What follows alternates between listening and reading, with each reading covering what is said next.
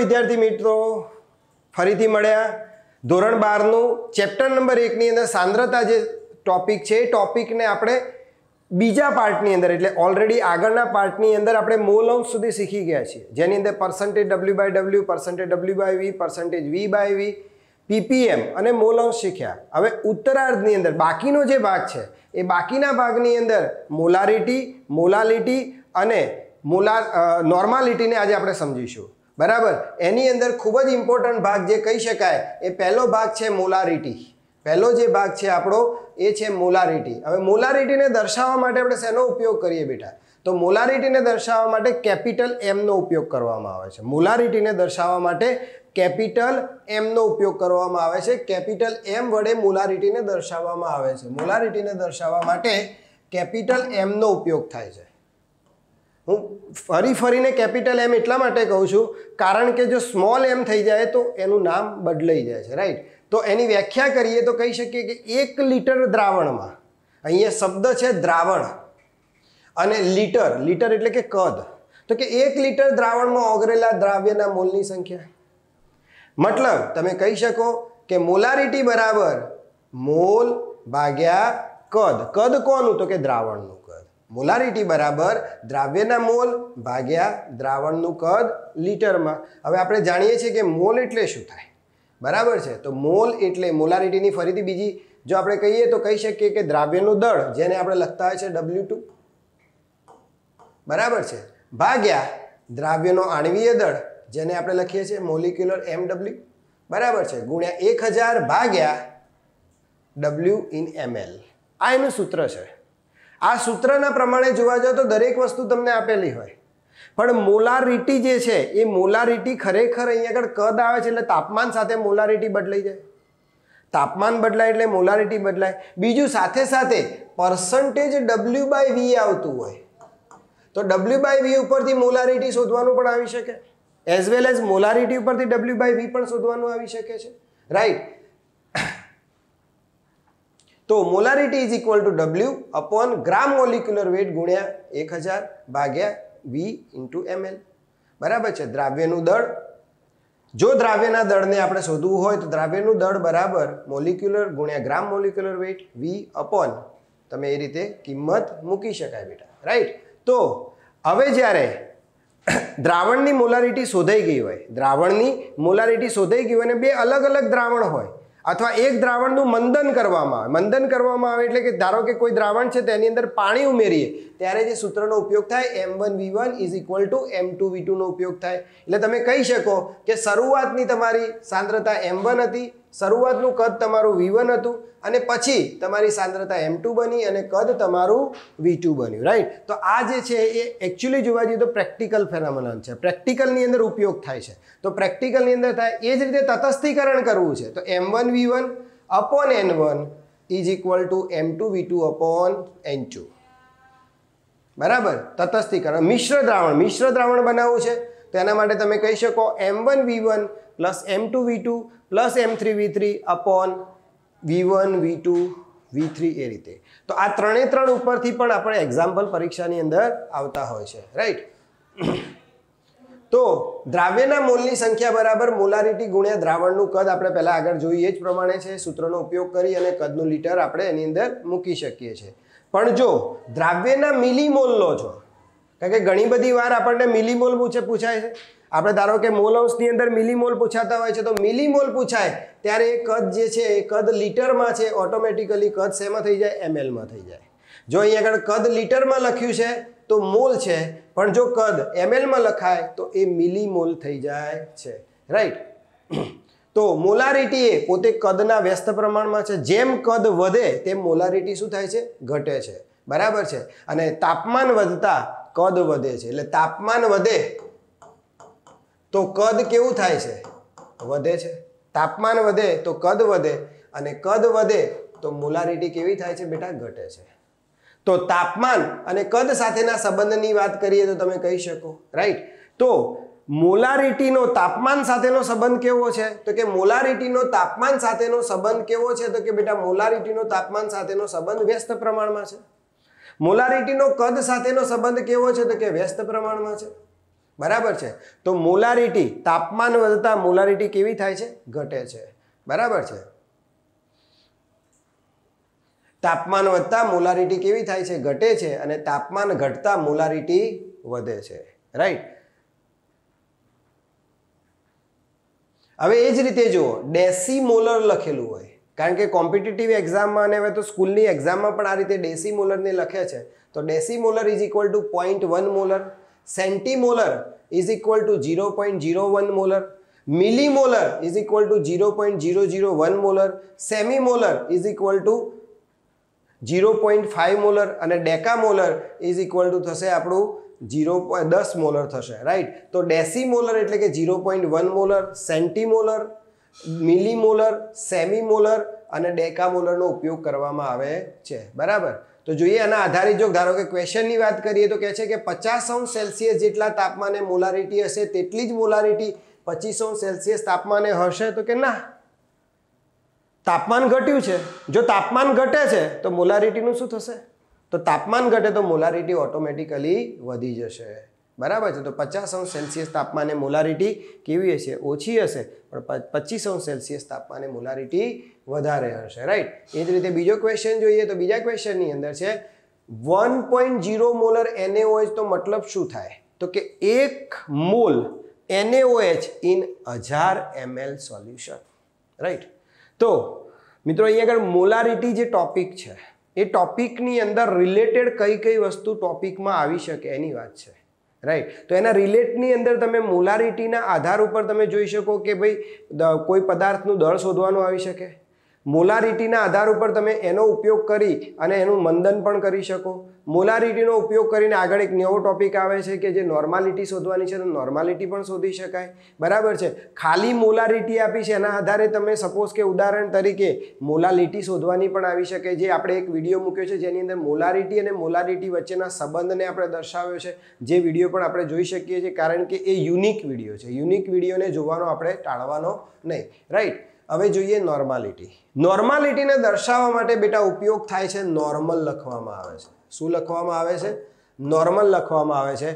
નોર્માલિટીને દર્શાવવા માટે સંજ્ઞા n નો ઉપયોગ થાય છે। શેનો ઉપયોગ થાય છે?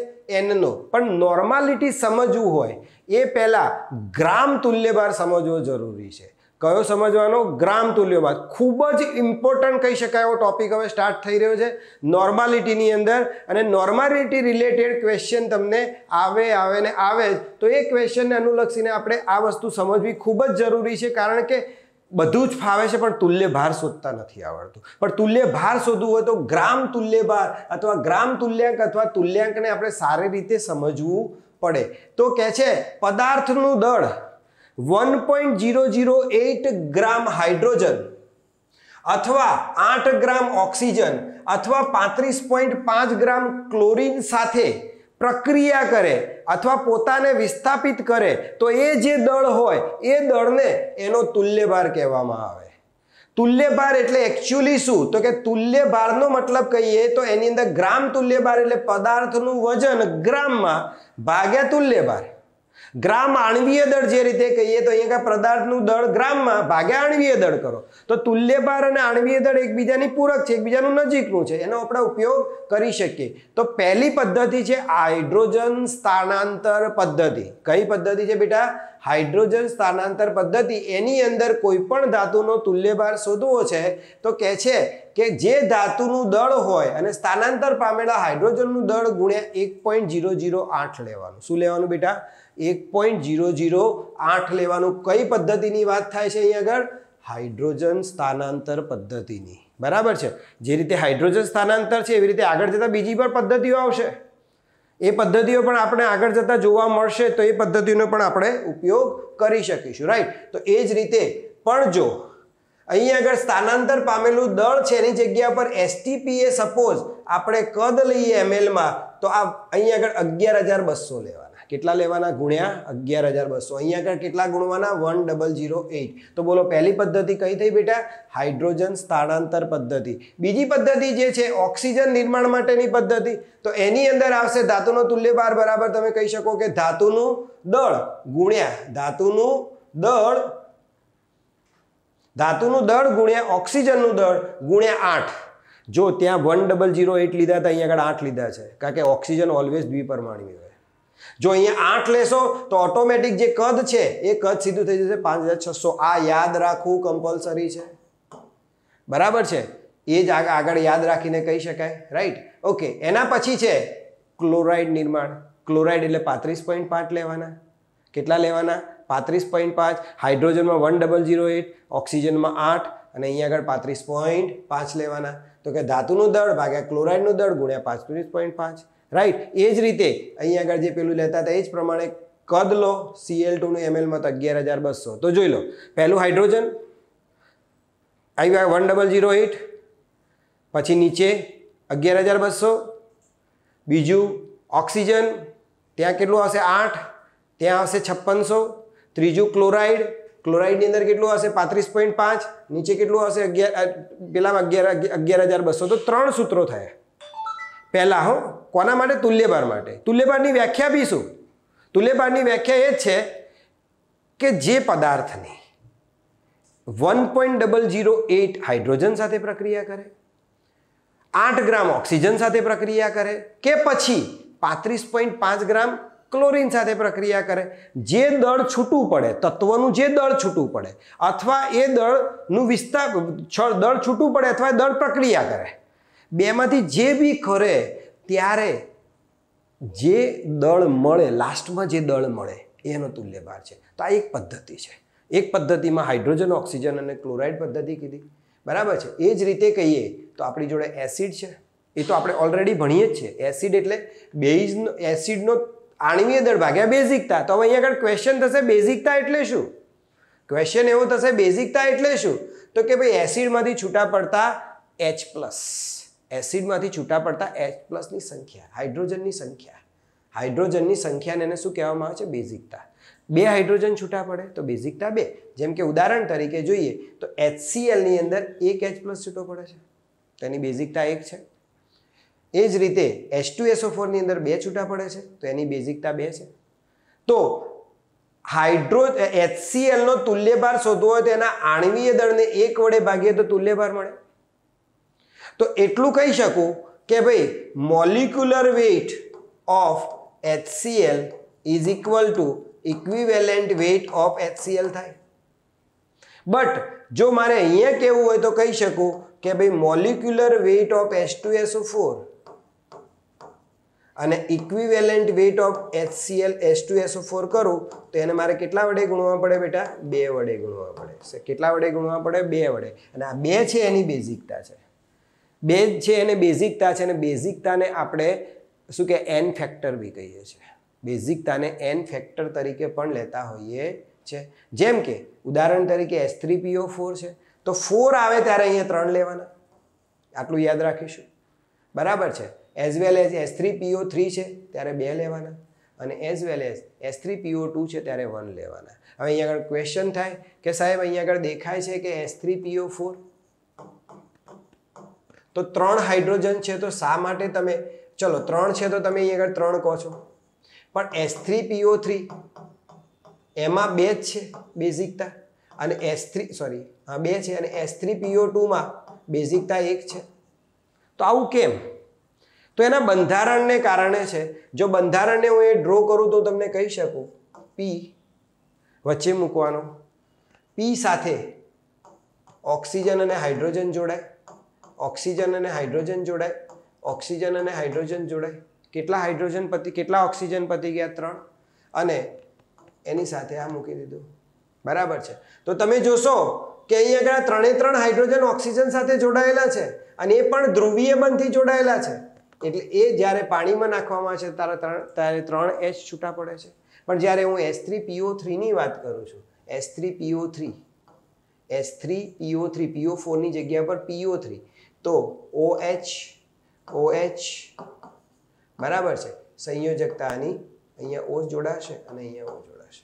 H3PO3 સોરી 3 થઈ ગયા, બરાબર છે. અને અહીંયા આગળ લોન પેર આવશે, અહીંયા શું આવશે? લોન પેર આવશે. તો અહીંયા આગળ 2 હાઇડ્રોજન છૂટા પડે છે. એ જ રીતે અહીંની વાત કરું તો POH, પછી અહીંયા આગળ ડબલ બોન્ડો, અને અહીંયા આગળ 2 2 4 ને 1 5 અહીંયા પૂરા થઈ ગયા. તો અહીંયા એક જ હાઇડ્રોજન છે, અહીંયા ધ્રુવીયમાં 2 હાઇડ્રોજન છે અને અહીંયા ધ્રુવીયમાં 3 હાઇડ્રોજન છે. એનો ઉપયોગ આપણે કરી શકીએ અને અહીં આગળ સમજી શકીએ. તો એના આણ્વીય દળના ભાગ્યા ગુણાકાર કરવાના હોય છે. બરાબર. H2C2O4 જેને કહેવાય છે ઓક્ઝેલિક એસિડ, COOH. ઓક્ઝેલેટ આયનમાંથી ઓક્ઝેલિક એસિડ બને છે.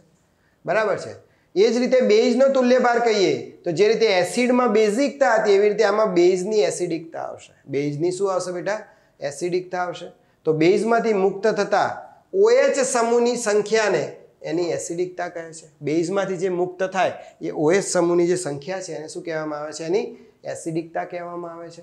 રાઈટ. એ જ રીતે અહીંયા આગળ બેઝ કીધા. જો અહીંયા OH કેટલા છે? 2 છે, માટે અહીંયા આગળ કેટલા વડે ભાગ્યા છે? 2 વડે ભાગ્યા છે. બરાબર છે. અહીંયા આગળ OH કેટલા છે બેટા? 3 છે, માટે અહીંયા કેટલા વડે ભાગ્યા છે? 3 વડે ભાગ્યા છે. રાઈટ. તો તુલ્યભાર શોધવાની જે જુદી જુદી રીતો છે એની અંદર એસિડ બેઝ કીધું ને પહેલા તમને હાઇડ્રોજન, ઓક્સિજન અને ક્લોરીન વાળી વાત કરી હતી. અભી પિક્ચર બાકી છે. હજુ તુલ્યભારની બીજી રીતો છે. એ રીતો આગળ જતા આવે છે. તો આપણે આ જ રીતે આ જે વિડીયો જોઈએ છે એને કન્ટિન્યુ રાખશો અને કન્ટિન્યુ જોતા જઈશું. રાઈટ. તો આખો વિડીયો પૂરો કરશો ત્યારે તમને પોતાને લાગશે કે ના, જે કંઈ માહિતી મારે જોઈતી હતી સંપૂર્ણ માહિતી મને મળી ચૂકી છે. રાઈટ. તો ક્ષારનો તુલ્યભાર કહીએ તો કે ધન આયન અથવા ઋણ આયન પરનો કુલ વીજભાર ક્ષાર માટે કહીએ. બરાબર છે. તો જેમ કે ઉદાહરણ લઈએ, પોટેશિયમ ક્રોમેટ K2Cr2O7. તો બોલો K+2 છે તો અહીંયા આગળ કેટલા વડે ભગાશે? તો કે 2 વડે ભગાશે. સોરી, જોઈ લો. K2Cr2O7 તો અહીંયા આગળ કેટલા ઇલેક્ટ્રોન આવ્યા બેટા? 6 ઇલેક્ટ્રોન આવ્યા. કેટલા ઇલેક્ટ્રોન આવ્યા? 6. વીજભાર કેટલા થઈ ગયા? તો વીજભાર થઈ ગયા 3. આ વસ્તુ આપણે રેડોક્સની અંદર શીખી ગયા છે. એટલે ઓટોમેટિકલી આનો જે બેઝિક શું કે આની અંદર જે એનો એન ફેક્ટર હતો એ કેટલો થઈ ગયો બેટા? 6 થઈ ગયો. ઓક્સિડેશન નંબરમાં ક્રોમિયમ પરમાણુ માટે 3 નો હતો, પણ આપણી જોડે 2 ક્રોમિયમ છે માટે 6 થયા. માટે ઇલેક્ટ્રોનનો વધારો 6 થયો, જે રેડોક્સની અંદર આપણે સમજી ગયા છીએ. રાઈટ. રિડક્શન કરતા માટેનો તુલ્યભાર એક મોસ્ટ ઇમ્પોર્ટન્ટ કહી શકાય એવો ટોપિક છે. બરાબર છે. તો જુઓ, રિડક્શન કરતાનો આણ્વીય દળ ભાગ્યા રિડક્શન કરતા દ્વારા ગુમાવેલ ઇલેક્ટ્રોનની સંખ્યા. એ રિડક્શન કરતા દ્વારા જે ઇલેક્ટ્રોન ગુમાવે છે એની સંખ્યા. બરાબર છે. એમાં ફેરસ એમોનિયમ સલ્ફેટ, મોહરનો ક્ષાર કહેવામાં આવે ને, જે છે FeSO4 NH4 twice SO4 × 6H2O. બરાબર છે. Fe+2 માંથી Fe+3 થાય છે, માટે એને 1 વડે જ ભાગવામાં આવે છે. એવી જ રીતે Na2H2I3 એની અંદરની વાત કરીએ તો એમાં તમે કહી શકો H2 માંથી S+ થાય છે. અહીંયા આગળ જે છે Sનો જે ઓક્સિડેશન આંક +2 છે એ +2 ની અંદરથી +1 થાય છે. બરાબર છે. તો એમાં તમે કહી શકો કે એનો પણ જે એન ફેક્ટર છે એન ફેક્ટર 1 થશે. રાઈટ.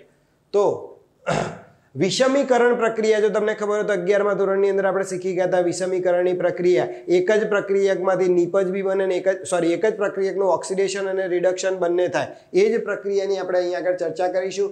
બેઝિક માધ્યમની અંદર ફોસ્ફીન PH3 અને H2PO2 બરાબર છે એ P4 માંથી બને છે. બેઝિક માધ્યમની અંદર P4 માંથી PH3 અને H2PO2 બને છે. PH3 ને ફોસ્ફીન કહેવામાં આવે છે અને H2PO2- જે છે એને કહેવામાં આવે છે ડાયહાઇડ્રોજન ફોસ્ફાઇડ. રાઈટ. હાઇપોફોસ્ફાઇડ પણ એને શબ્દ વાપરવામાં આવે છે. તો કે છે કે અહીંયા કેટલા ઇલેક્ટ્રોન ગુમાવ્યા છે? 4 ઇલેક્ટ્રોન ગુમાવ્યા છે. અને એ જ રીતે અહીંયા કેટલા ઇલેક્ટ્રોન છે? 12 ઇલેક્ટ્રોન છે. P4 મેળવે છે. બરાબર છે. તો આ બંને H2PO4 નો મોલિક્યુલર વેઇટ હોય એના ભાગ્યા 4 કરવાના અને PH3 નું P4 ના મોલિક્યુલને 4 વડે ભાગવાના અને આને 12 વડે ભાગવાના. મતલબ કે જે તમારો જે આપણે કોનું શોધવાનું છે? P4 માટે શોધવાનું. તો P4 ને 1 માં 4 વડે ભાગો ને 1 માં 12 વડે, કારણ કે અહીંયા 4 હતા એટલે 4 વડે ભાગ્યું ને અહીંયા 12 હતા માટે 12 વડે ભાગ્યું. રાઈટ. તો એના આધારે બંનેનો સરવાળો કરીને આપણે શું શોધી લીધું બેટા? તો એના આધારે આપણને એનો તુલ્યભાર મળી જાય છે. બરાબર છે. તો 1 લિટર દ્રાવણમાં હાજર દ્રાવ્યના ગ્રામ તુલ્યભારને નોર્માલી, પહેલા આપણે તુલ્યભારની વાત કરીએ. હવે તુલ્યભારના આધારે કહેવાય કે 1 લિટર દ્રાવણની અંદર જેટલા ગ્રામ તુલ્યભાર છે એને કહેવામાં આવે છે નોર્માલિટી. બરાબર છે. એક નોર્મલ દ્રાવણમાં 1 ગ્રામ તુલ્યભાર જેટલું હોય છે. 1 ગ્રામ તુલ્યભાર એટલે એના તુલ્યભાર જેટલું દળ. HCl છે તો 36.5 ગ્રામ, H2SO4 છે તો 49 ગ્રામ, દેશી નોર્મલનો મતલબ થાય n/10, બરાબર છે. નોર્માલિટી બરાબર દ્રાવ્યનું દળ ગ્રામમાં ગુણ્યા 1000 ભાગ્યા તુલ્યભાર અને દ્રાવણનું કદ, બરાબર છે. જો તમે મંદન કરો છો તો n1v1. મોલારિટી અને નોર્માલિટી બંને ટોપિક અહીંયા પૂરા થયા. આઈ હોપ સો પૂરેપૂરી માહિતી જેટલી તમને જોઈતી તેટલી માહિતી અહીંયા આગળ અવેલેબલ થઈ છે, બરાબર છે. એના આધાર ઉપર આગળના વિડીયો અને આ વિડીયોનું સમઅપ કરીને તમે કમ્પ્લીટ જોઈ શકશો, રાઈટ. અને હવે પછી મોલારિટી અને એના આધારિત એક્ઝામ્પલ અને નોર્માલિટી અને મોલારિટી બંનેના એક્ઝામ્પલ જે છે એ આપણે જોઈશું નેક્સ્ટ વિડીયોની અંદર. ઓકે, તો હવે પછી મળીએ નવા વિડીયોની અંદર. Bye, thank you.